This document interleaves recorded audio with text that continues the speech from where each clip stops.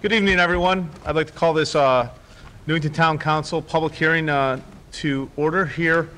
Today is the 15th of March, 2010 at 7 p.m.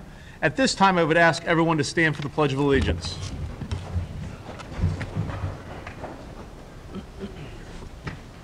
I pledge allegiance to the flag of the United States of America and to the republic for which it stands, one nation, under God, indivisible, with liberty and justice for all.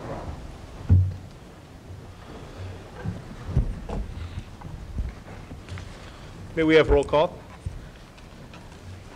Councilor Bannock? Here.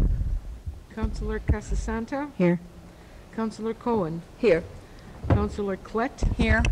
Councilor Linares? Here. Councilor McBride? Here. Councilor Nagel? Councilor Nasinik? Here. And Mayor Wright. Here. Being that this evening is a public hearing, we will have public participation. There was a sign-up sheet, so the clerk will call, council clerk will call the folks in order they signed up for. Once people have had an opportunity to speak based on that sign-up order, we will invite other folks that would like to speak to this town council. I'd ask you to state your name and your address for the record, and also please try to keep your remarks within 3 minutes. There's a timer here on the wall.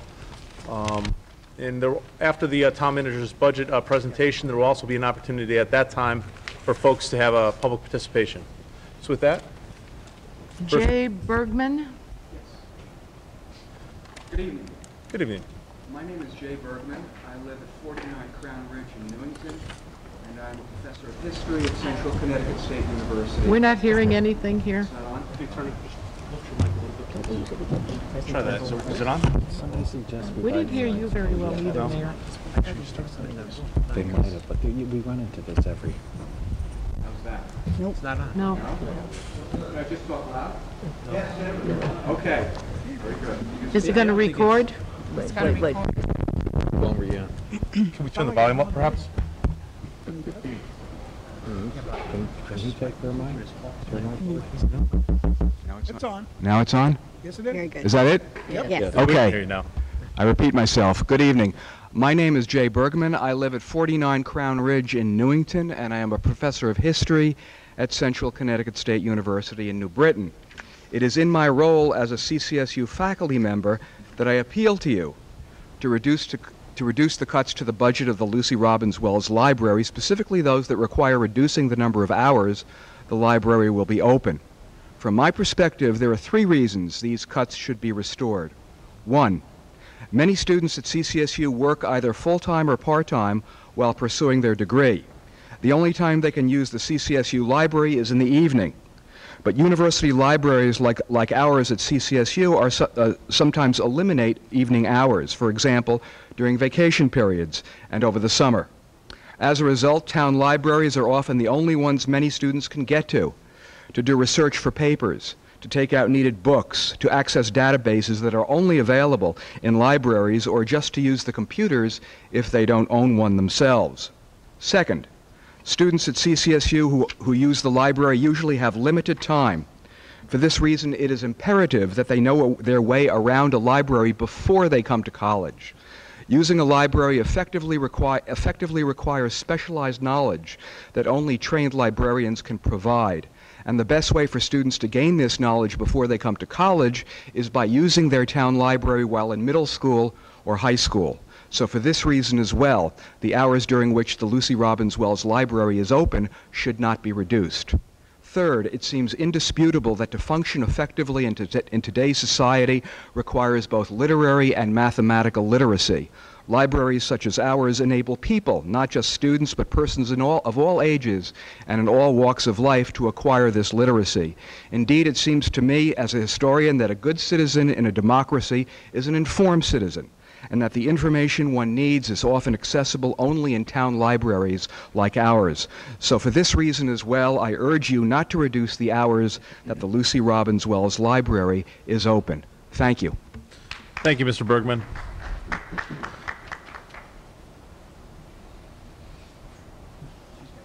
Next. Anita Wilson?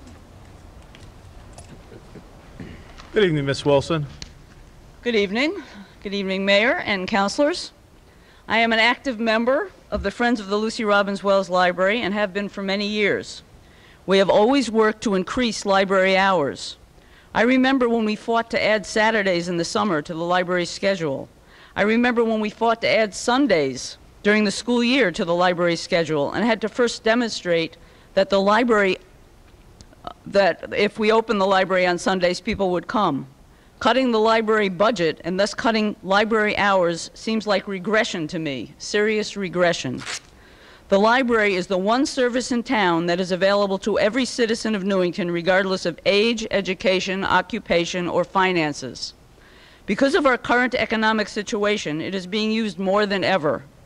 Newington citizens, whether unemployed, underemployed, or just being cautious about their spending, have canceled their home internet connections, have stopped purchasing books and CDs, have stopped renting DVDs, have limited their travel, and as a result are visiting the library to fill all of these needs. Especially evident are those seeking jobs. They spend hours in the library, benefiting from the programs provided specifically for the unemployed and underemployed, using the library's computers, and receiving guidance from the knowledgeable staff. The library is a very busy place. You may feel that due to the economy, Newington cannot afford to maintain library services at the current level. In fact, we cannot afford not to. For all that it provides our citizens, it is probably the best investment of tax dollars possible. Thank you. Thank you, Ms. Wilson.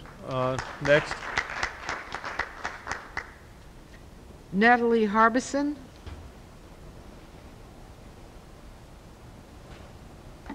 Good evening, Mayor and Good Town evening. Council and Manager. I'm Natalie Harvison and I live at 319 Lloyd Street. I've been a Newington resident for nearly 30 years. The first building I entered besides my home was the Lucy Robbins Wells Library. And ever since then, it's been my home away from home.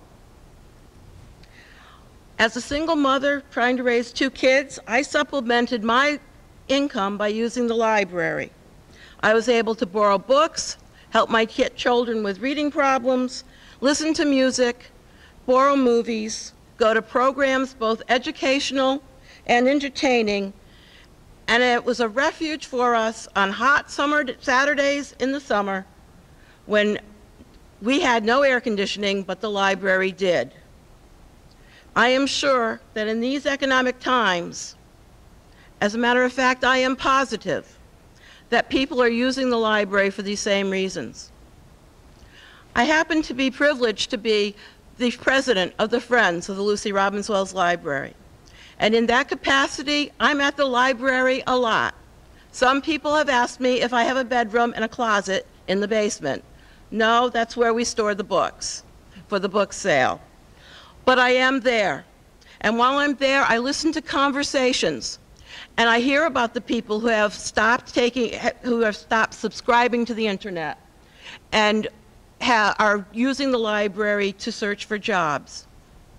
If we cut hours, we cut services. This isn't the time to do it.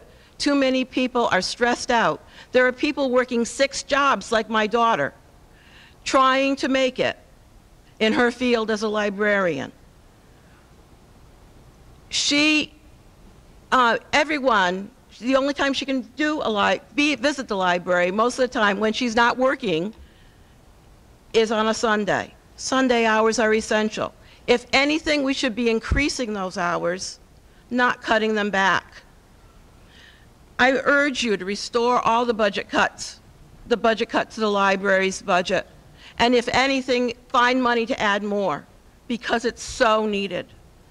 I would like to ask everyone in the room, as my capacity as president, who supports libraries, to stand and show you that even if they're not speaking tonight, they have a concern. Please stand if you support the library. Thank you, Natalie. Thank you. Next. David Corp.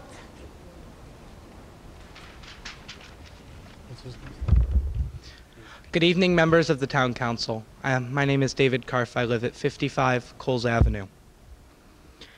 As a 8th grader who loves a good book as much as the next guy, I really have to say that closing the library on a Saturday is the worst possible choice you could make. I know for a fact that it has already been cut for the summer reading project. The summer reading program at the library has already been cut, which is not acceptable. That's one of the best times for kids to go out and read. As a pupil of as a student of Mrs. Joyce Miller, she encourages us to read. She gives us tons of books, and sometimes she doesn't have the book we're looking for, and most times the library does. Workers, a lot of times, are working 5 days a week, and sometimes the only time that they can get to the library is that Saturday opening, which is the best time to go. It's closed Sundays to begin with during the summer. That's 1 day less that we can go to the library. And busy people at camps like me, I'm at camp 5 days a week. Saturdays I can go in, I can spend some time looking through music, find a good book, search the internet, talk with my friends, and all this I pay in my parents pay in taxes. But that's it. And maybe if you have to cut it, close it on a weekday. Don't close it on a Saturday. That's the worst time to close it. I think it's important to remember that people who may not necessarily have access to huge bookstores can go to the library and they can get their book. And this is important for helping kids, especially who don't have the opportunity to read who read during the school year, but they can't read over the summer. Saturday's opening means that they can read over the summer 6 days a week. That's one of the best choices for a student who's trying to read.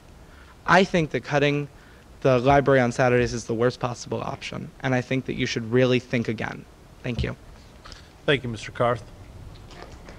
Next. Lawrence LaBelle.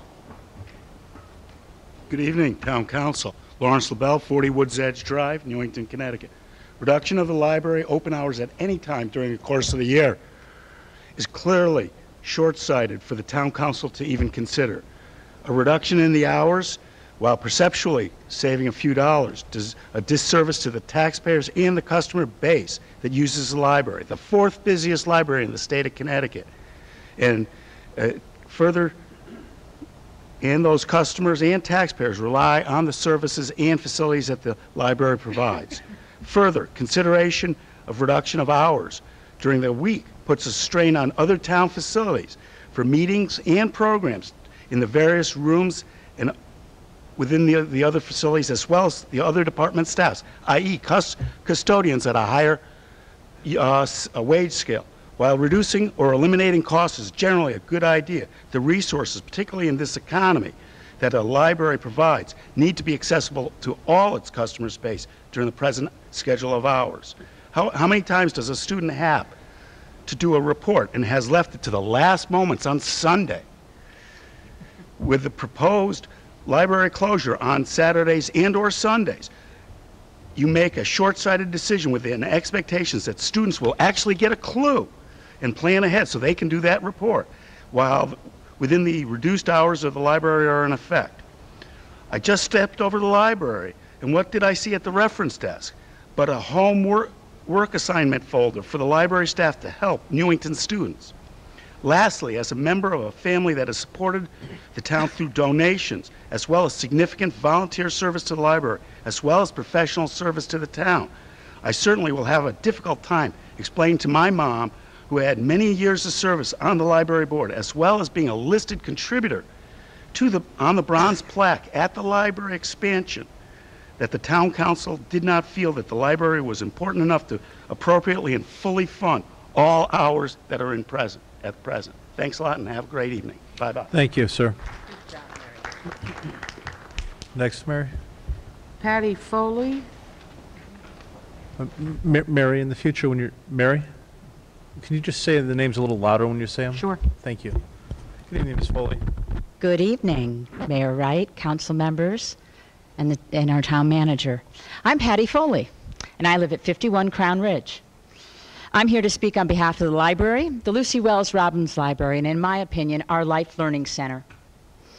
Since this is a public hearing about cutting the budget of $28,000 from our library, let's do some other numbers. What does the number 412,000 mean? To me, it's the number of items that were borrowed from the library last year. Books, audios, DVDs, magazines. This year, the numbers are looking as if we're going to meet 470,000 items. It's more than a 13% increase in the amount of items being borrowed at our public library. Now, that doesn't count the virtual library. It doesn't count the meeting rooms and the people who come for seminars and lectures and assorted other events that are held there. But they're there because we have hours. How about the number 245,000? That's the number of residents who walked through the front door of the library last year. That number continues to grow. As a business owner, I have a business here in town. I use the library for a lot of business purposes, and so do quite a few other business people. And I also look at the bottom line. What does this expenditure for our library generate for our townspeople? Well, it translates to a lot of value. Just in the book circulation alone, that 412,000, that generates more than $8 million of value to each of us here in town. By closing our library any number of hours, we lock up this valuable resource. We make it unavailable to